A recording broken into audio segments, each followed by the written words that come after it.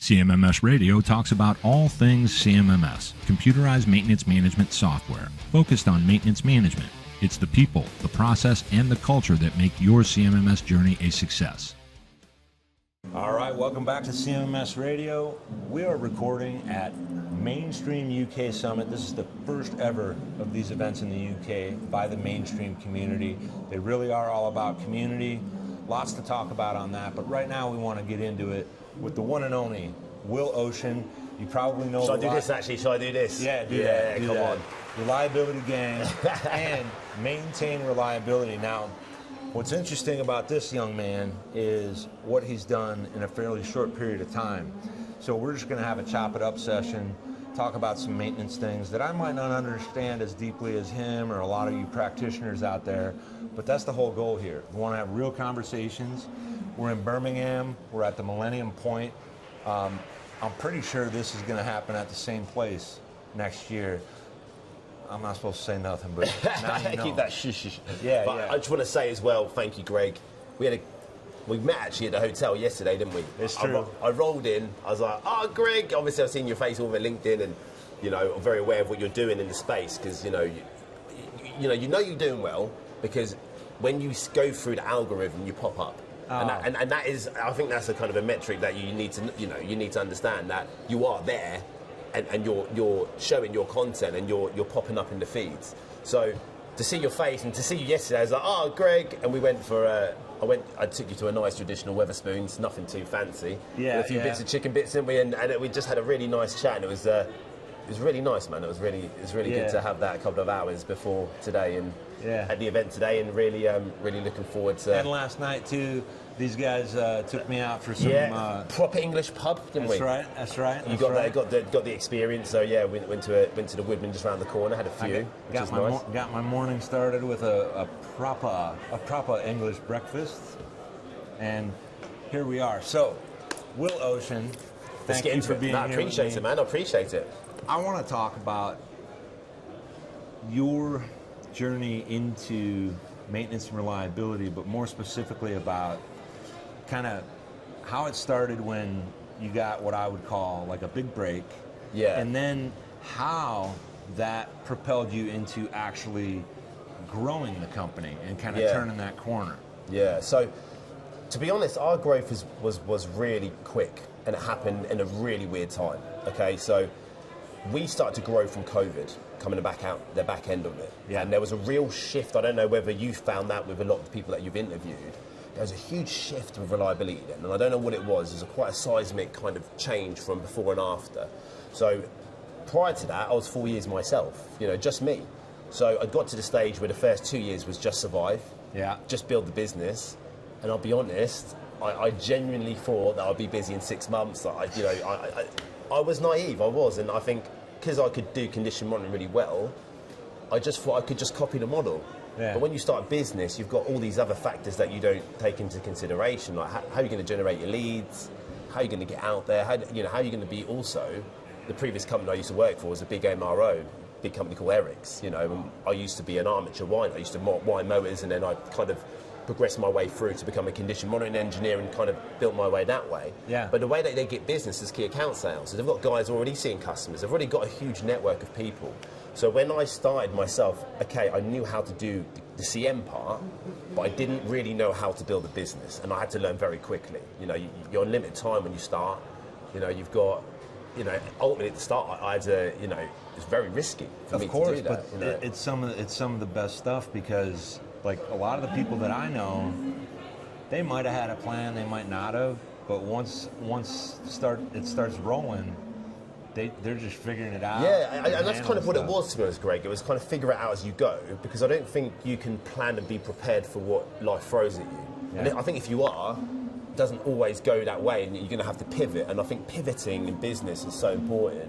But for us, it was like the first 4 years was just, the first 2 was just survive and get there. And when you talk about the pinnacle moment, it was one customer that we still have today that really changed it. And it was, I think it was kind of 6 to 8 months in the business, struggling like hell. I didn't have any money. I was paying the missus and not me. She didn't know about it. I just didn't want her to ever think that it was failing.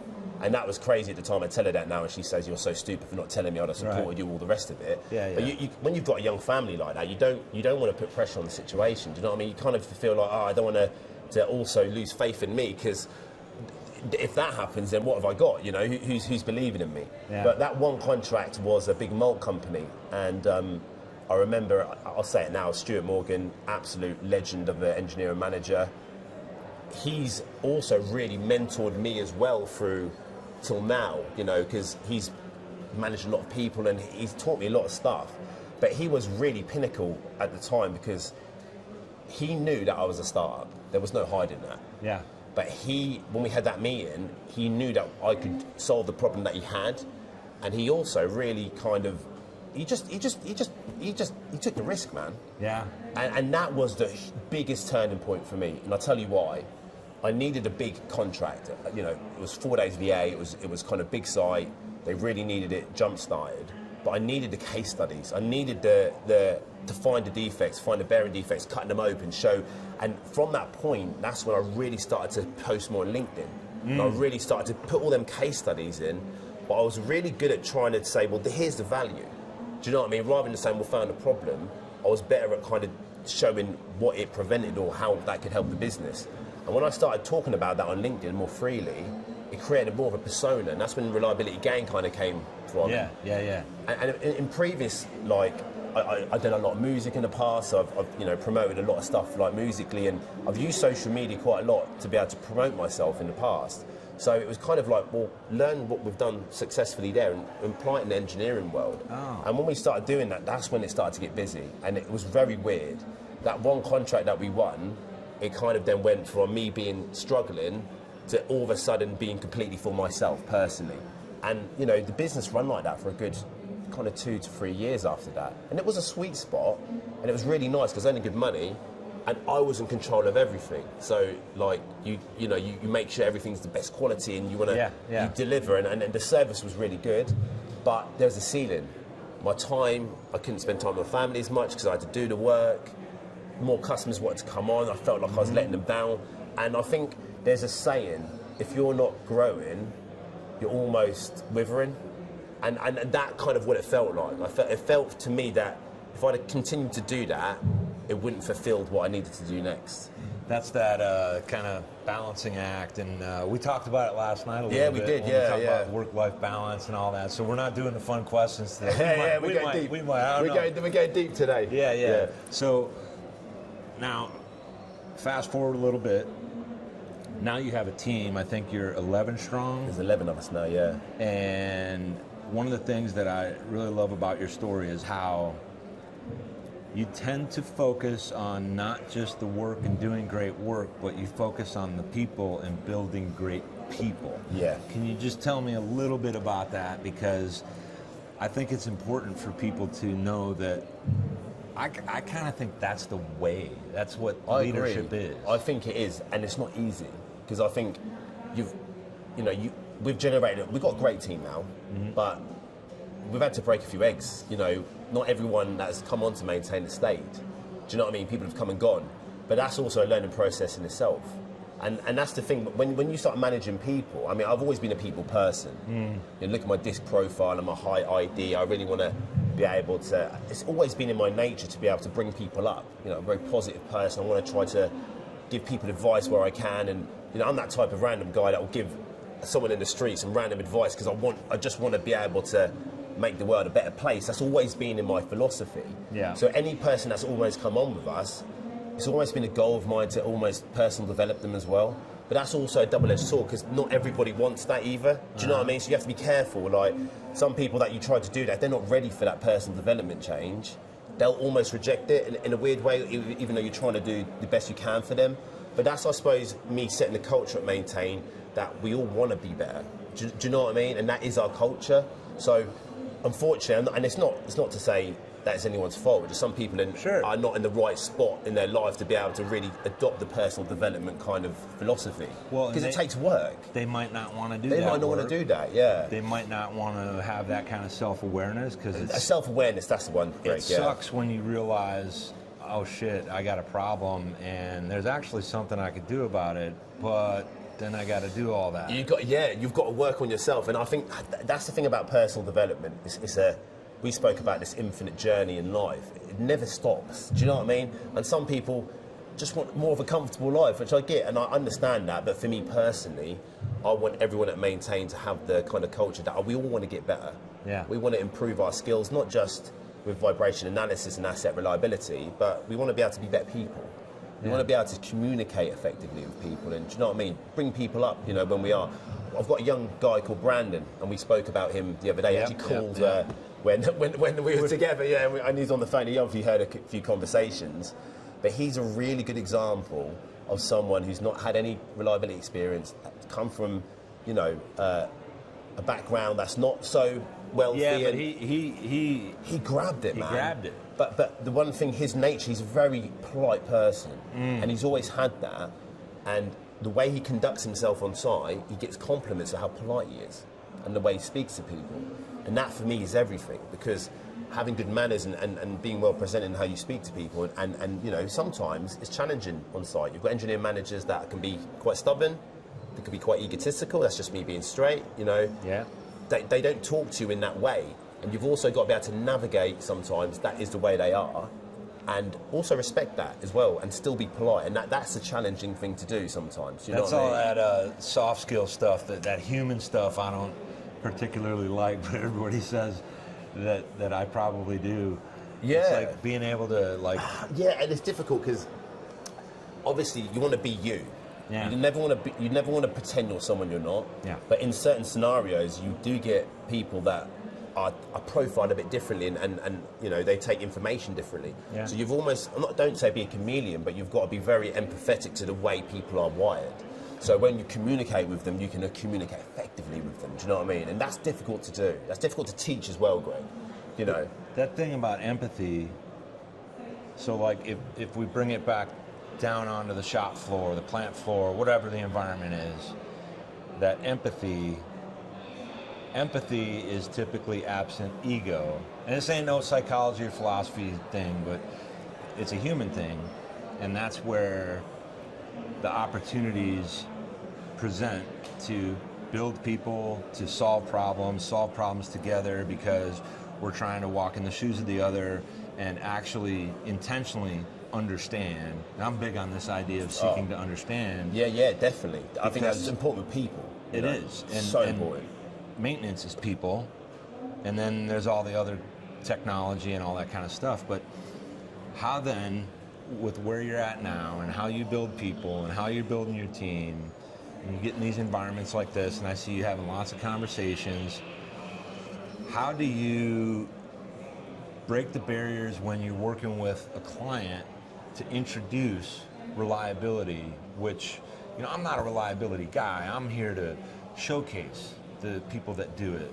I talk about real deal pros, people that actually get it, high integrity. There's this real difficult thing where you'd have to lean on all these things like empathy, understanding. Yeah, 100%, yeah. Because none of this stuff, it might look easy, but it's work. You just get better at doing the hard work. But what do you think? Are there any things you could share that help people kind of break those barriers, get leadership to see the non-leaders that want to contribute and operate well, and then vice versa? Yeah, and it is a people game. It is, and I think disc profiling was a huge wake-up call for me in my business, personally, to also see how my other employees and my colleagues and my partners, how are they wired? How do they digest information? How do they communicate? Yeah. That's a really important one. When I understood what disc profiling was, it opened up a complete new light, because it explained why people communicate the way they did. Before that, I thought they were just being difficult with me. But they're not, they're just wired that way. So high Cs, for example, they want all the data, they can be quite blunt, they can be quite abrupt. I'm an I, and I care about what people think of me. So when someone does that, I think, has he got a problem with me or what? And it's not that, it's just the way they communicate. So when you understand how people are wired, you also need to be able to do that with your customers.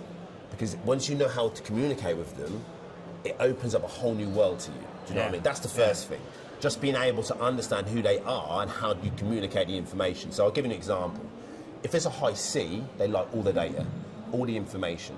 So when we're talking about OEE, we're talking about metrics, availability and all of that, they're going to understand that talk. They really want to lean into all of that and how you get them figures in terms of equations and what it means with the data and how you're going to get there.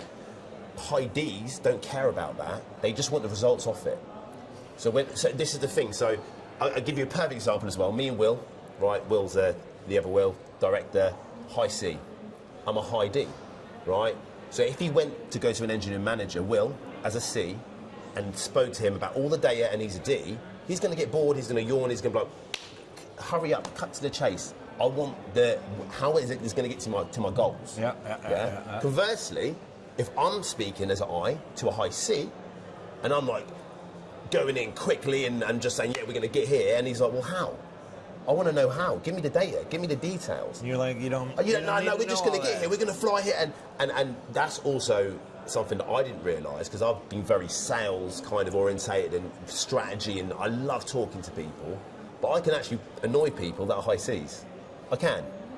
And there's, I have to change my communication style, and what I'm doing is slow down a little bit and really, like, okay, crap, I need to communicate a little bit differently here, because what I'm doing is there's a disconnect. You know what I mean? Well, a high D can be a high D, but also incorporate additional strategies to tone it down. 100%. Yeah, incorporate some of the C. Yeah.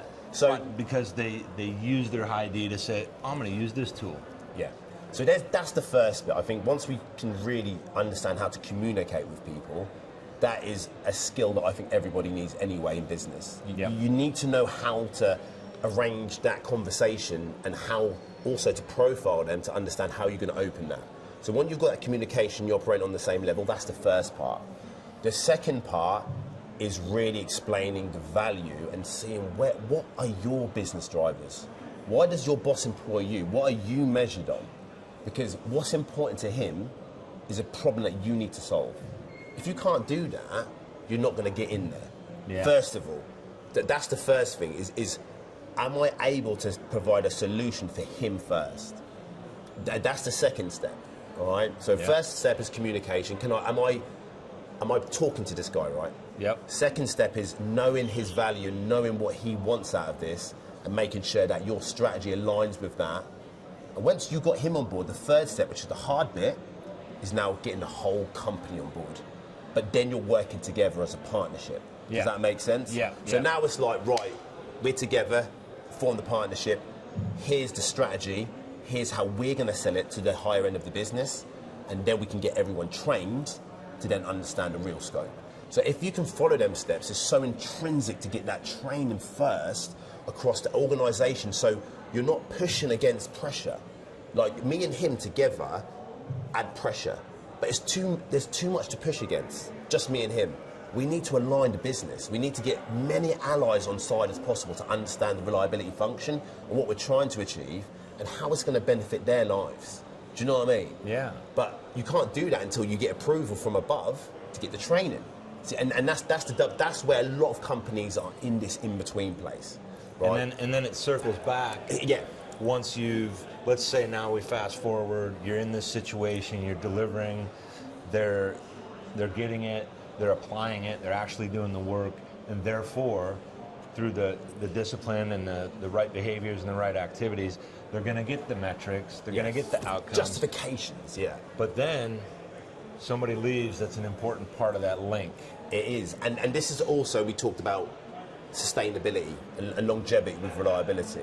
This is why the ART, big up Mobius, incredible course, I've got to say. Do you know what I mean? Like, it's revolutionised the way we do strategy, because without the training bit, we can't push them forward. We need their guys trained. But this goes for all kind of manufacturers. You need that reliability experience in your plant. You can't outsource it. Yeah. You can't just say, oh, I'm going to go contract William to do our reliability. It doesn't work that way. We can't, it will not work. Because when you leave, it unravels. Where's the sustainability? How do we make sure and ensure that what we teach is sustainable within the plant and they understand that? And that's the difficult part to do. And this is also why we're a bit different to a lot of our competitors as well, because we're not here just to sell a sensor, we're not here to sell vibration, and we do that service. Sure. But it's got to be based on the sound strategy of what they actually need. And we can't get to that stage sometimes until they've done the basics. So the route to sale to us is longer, it is. But when we do have a partnership, we've got a long-term partnership that we work with for a very long time. Yeah. Because it's not just about going in, training a few people and leaving. That doesn't work. It's about gradually creating a roadmap for us to work on together, but we support through the steps and we build a bigger reliability presence as we go. So as we build it through there, you might get one person that leaves, Greg, but you've already got 4 or 5 that already get it. Right, but a lot of organizations that bring in and dial in their maintenance processes, they start to achieve some form of reliability.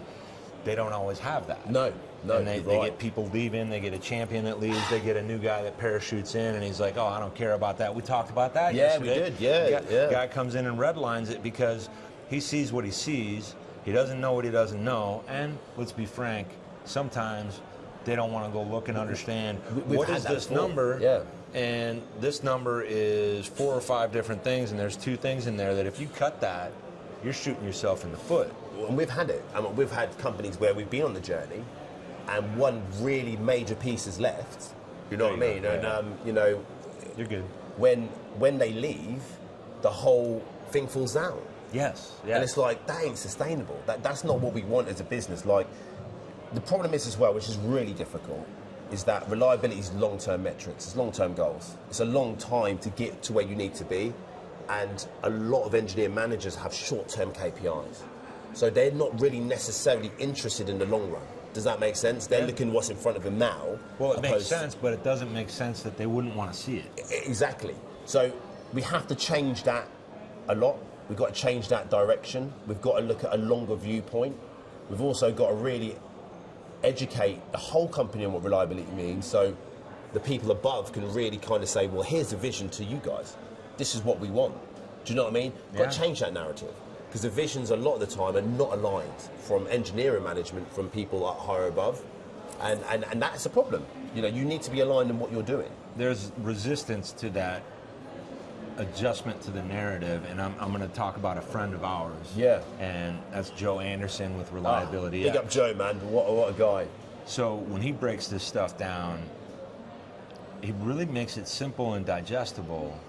And the things we often talk about is, yet there's still a lot of resistance. So one of his goals is to find the people that either get it or want to get it, and then try to build that community, because then the impacts start happening at their organizations, whoever they serve and all that. At least I think that's the idea. Joe, you gotta let me know if I got that shit wrong, but I think you got it right. And you know, what you said there is really intrinsic, because a lot of Joe's posts recently about people that building versus destroyers. Yep. And it's a really good analogy, because you get that in every side.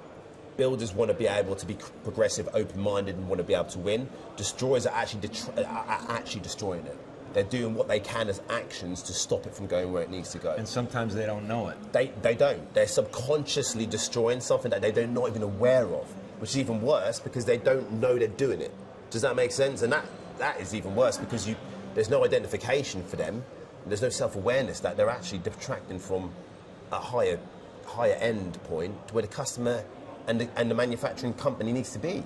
You know what I mean? So that is really, really, I'm loving Joe's post at the minute about that. He's really kind of explaining how we do that. Oh, and he's loaded for bear. You know what we mean when we say loaded for bear? Yeah. It means we're packed up. We're packed up, ready to go. We're ready to unload. Take out bears. Take out the bears, yeah. Cool. Loaded for bear. But yeah, and I think this is where culture is so intrinsic. Like, me and Joe had the podcast. We spoke about metrics a little bit, but we spoke about people for the whole time. And it was such a great conversation, because it was also empathy we talked about. You've just mentioned it there. Like, what are these guys actually going through as maintenance guys? Are they having a bad day? Do they really get it? Do they understand what they're doing? And, you know, and all the rest. Are they getting trained right? Are they getting treated correctly? This is the kind of conversation that happens at events like this, that are typically on the side or in a smaller group or out at the pub and all that. And that's one of the things I love about the conferences.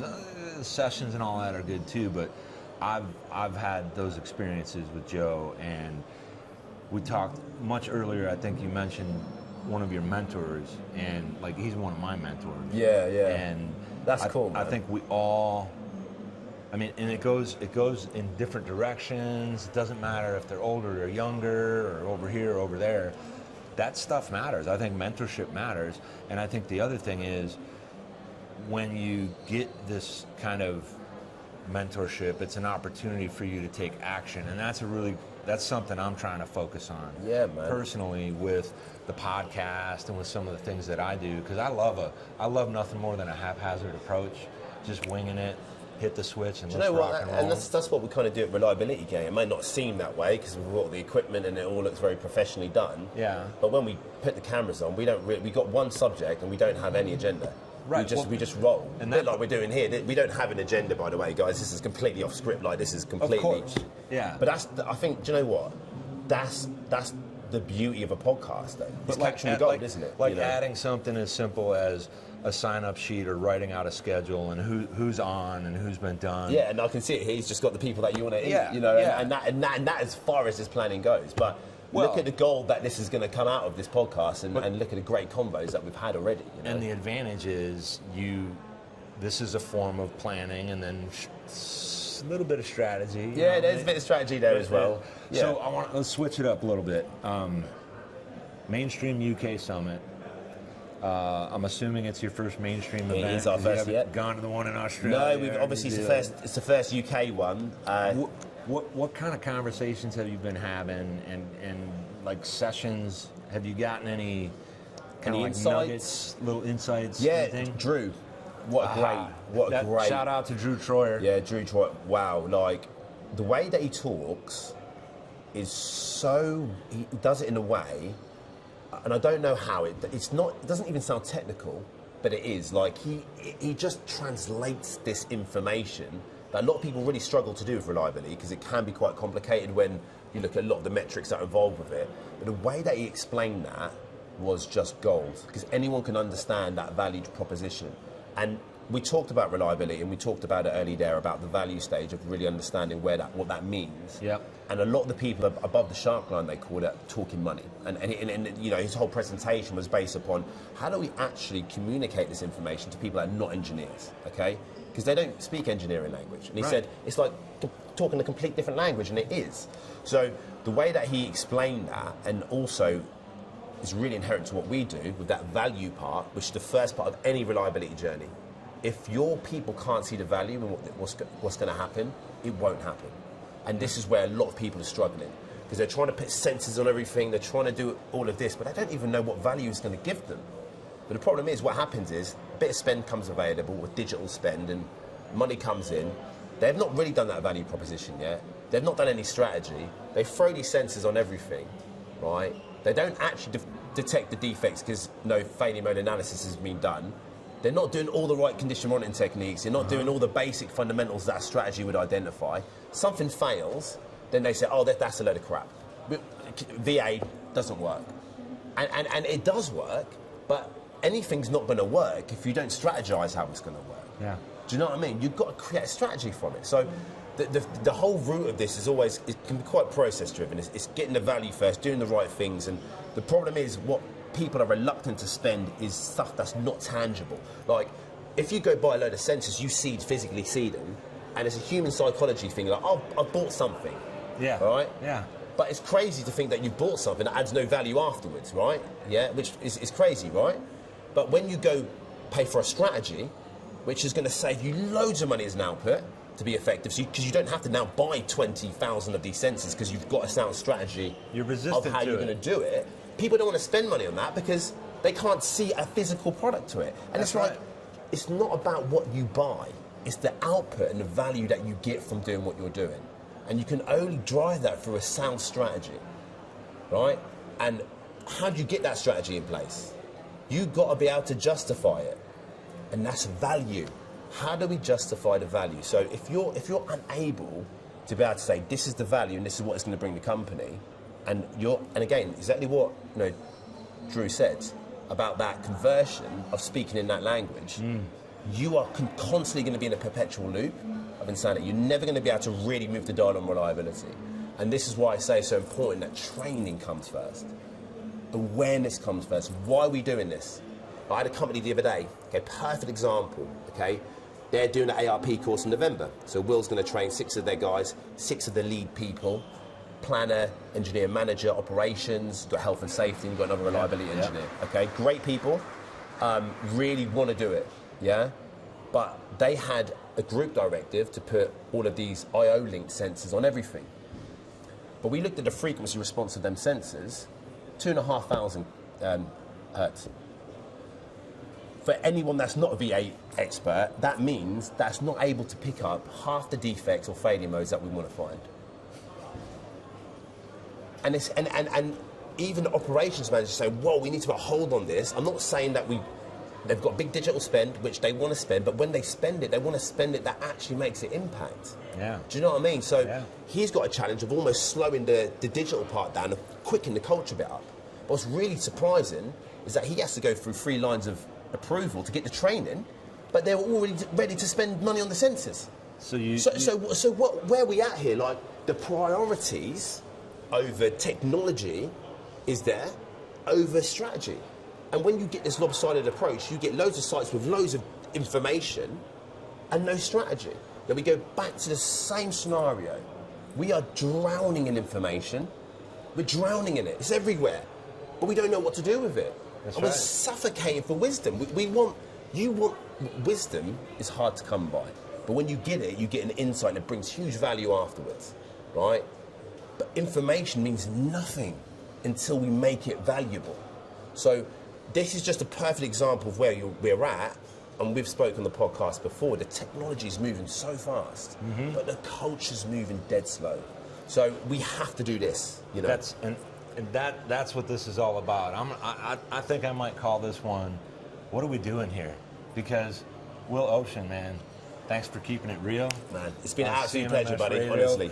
Been a pleasure, buddy. Mainstream UK Summit, the first UK event for mainstream community in Birmingham. We're at Millennium Point. Brother, thanks for keeping It's it one of real. them, innit? Yeah. There you go. I'll have to get you on our podcast as well at some point. Even if we do it remotely, we'll do it, man. Like, absolute pleasure, buddy. And, Thank you, brother. Hope you enjoy your day, bud. All right, you too. Take care. Yeah. Did you find this episode helpful? Please send us some feedback, suggest a topic, or ask a question. Reach out to CMMS Radio if you need a co-pilot on your CMMS project. Visit CMMSradio.com and use the What's on Your Mind link. Thank you for tuning in to CMMS Radio, your resource for all things CMMS, from selection to implementation, to help you make better choices, learn from industry experts, and have a successful CMMS journey.